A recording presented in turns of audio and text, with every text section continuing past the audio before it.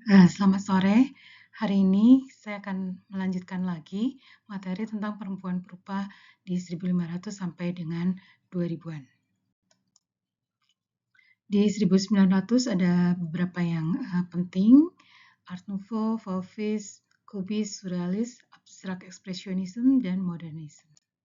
Salah satu seniman penting adalah Paula Madison Becker, kelahiran tahun 1876 sampai dengan 1907. Becker terkenal dengan karya-karya ibu dan anak, Mother and Child Reclining, yang dia mulai sebetulnya dari tahun 1903, kemudian di 1905, beberapa ahli mengatakan bahwa visualisasi karya Becker ini memperlihatkan sesuatu yang sangat natural, sesuatu yang memperlihatkan interaksi ibu dan anak, walaupun kalau misalnya kita lihat ini adalah tanpa busana, tapi para ahli mengatakan bahwa ini sesuatu yang alamiah. Mereka membayangkan, menginterpretasikan bahwa wajah ibu ini berkomunikasi dengan wajah anak. Dalam kehidupan kesehariannya atau kenyataannya, Becker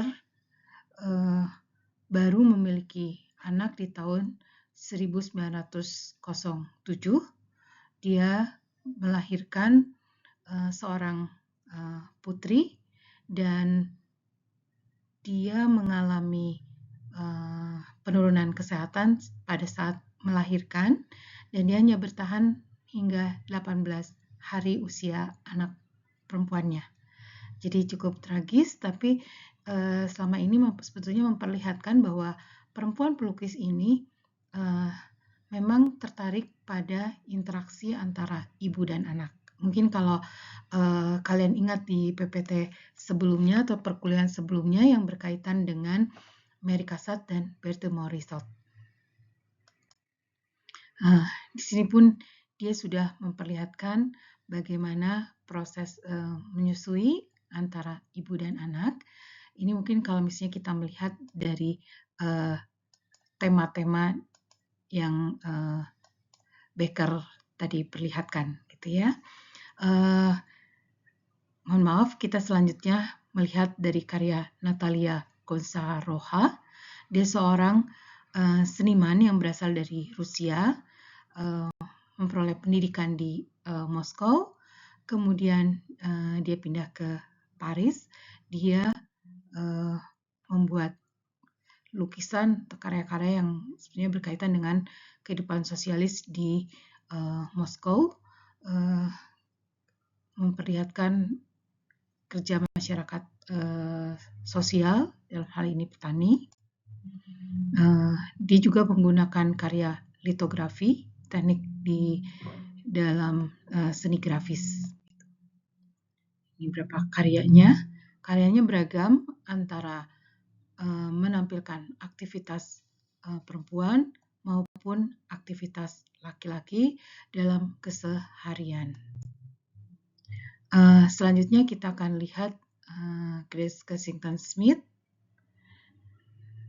Dia seorang pelukis yang berasal dari Australia.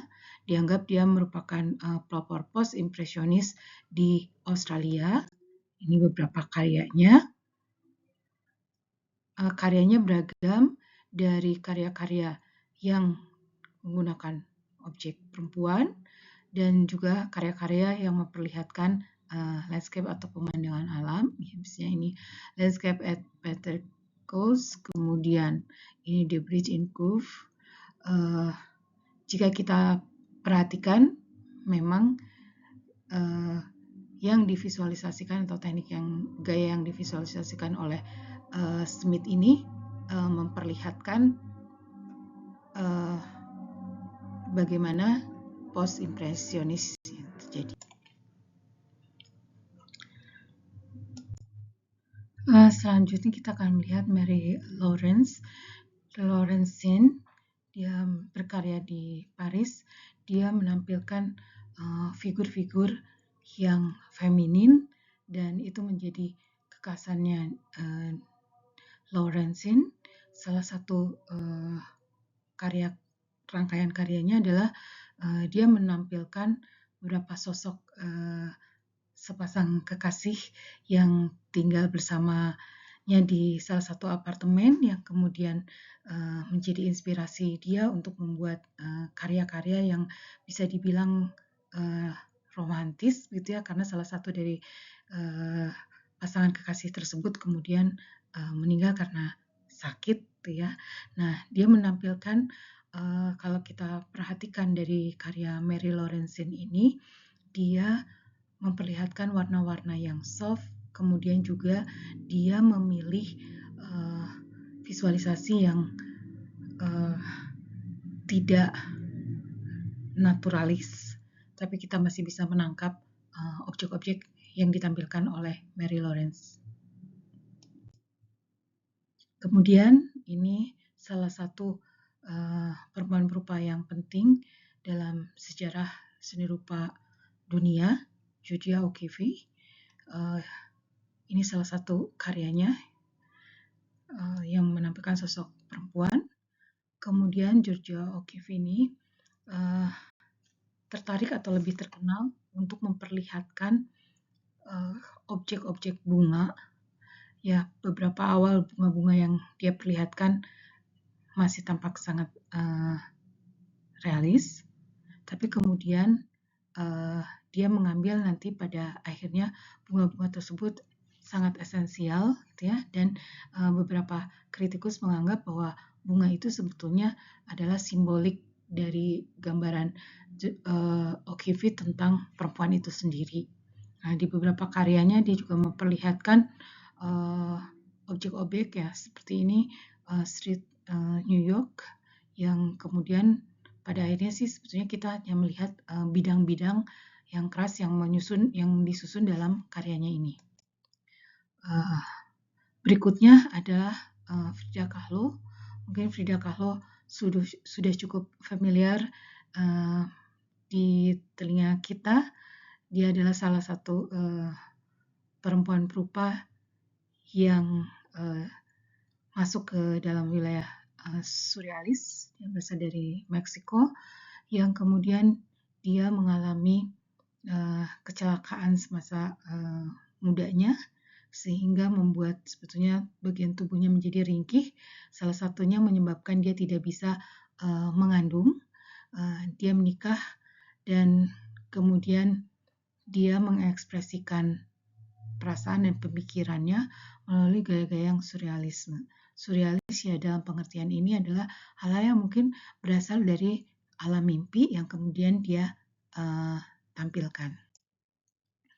Ini karya Frida Kahlo. Ya, kalau misalnya kita melihat juga karya-karya dari Frida Kahlo itu menyakitkan gitu ya, dan juga memang tidak ada di dalam realita, tapi dia menggunakan gaya surrealis tadi untuk menyampaikan hal-hal perasaan kesakitan-kesakitan yang dia alami dalam kehidupannya. Salah satunya tadi ya bahwa dia setelah mengalami kecelakaan, dia mengalami sakit yang permanen gitu ya. Ini The Dream.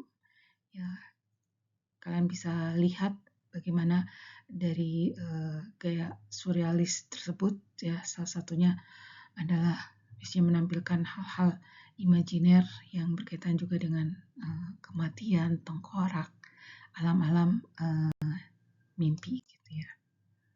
Kemudian ini karya Dorothy Tanning. Dia juga masuk ke visualisasi surrealis yang tidak ada dalam dunia nyatanya, tapi juga kita bisa lihat bagaimana kemampuan teknik dari Tanning ini. Dan salah satu ya ciri surrealis ini mungkin objek-objeknya kita bisa kenali, tapi sebetulnya setting secara keseluruhannya itu tidak ada di alam real. Kemudian ini Merit of Van Veen, dia juga berkarya 3 dimensi, dia juga sama masuk ke wilayah surrealis dengan visualisasi-visualisasi yang mencekam dan juga berasal dari bagian mimpi. Kemudian ada Mary Haddad, ini memperlihatkan foto atau lukisan yang cenderung realis. Kemudian Lee Krasner, ini salah satu yang masuk bagian dari kubis. Kemudian Leonora Carrington, ini juga jika kalian lihat memperlihatkan sesuatu yang tidak ada di alam nyata ini. Kemudian komposisi objek-objek yang ditampilkan, kalau dari segi teknis tentu saja memperlihatkan kemampuan dari pelukis ini, gitu ya, dalam memvisualisasikan objek-objek yang dipilihnya. Ini masih karya Dorothea Tenney.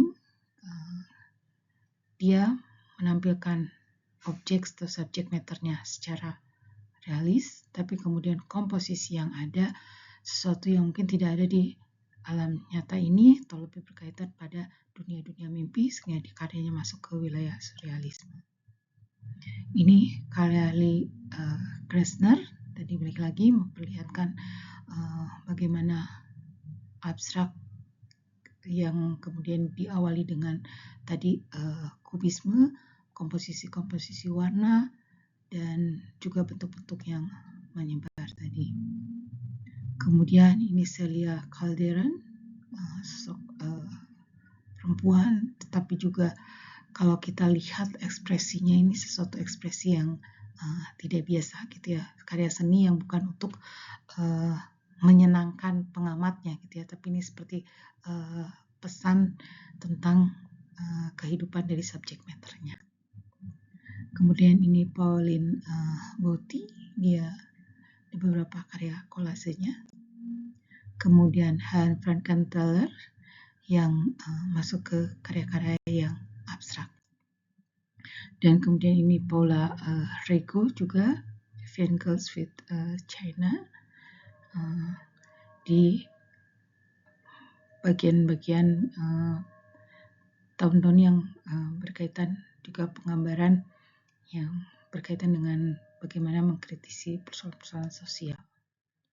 Kemudian ini Magdalena Ben, Susan Rothenberg, masuk ke bagian abstrak juga. Dan kemudian ini Merlin Dumas,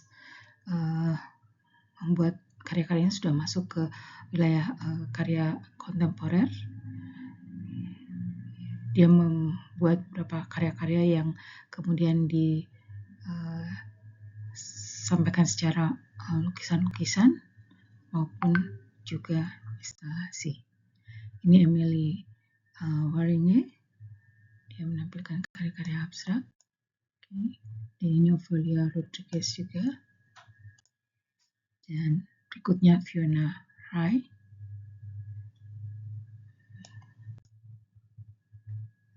Di tahun 2000-an, sebetulnya kita akan melihat eco art, neomodernism, avant pop, humanitarian art, dan symbolic art.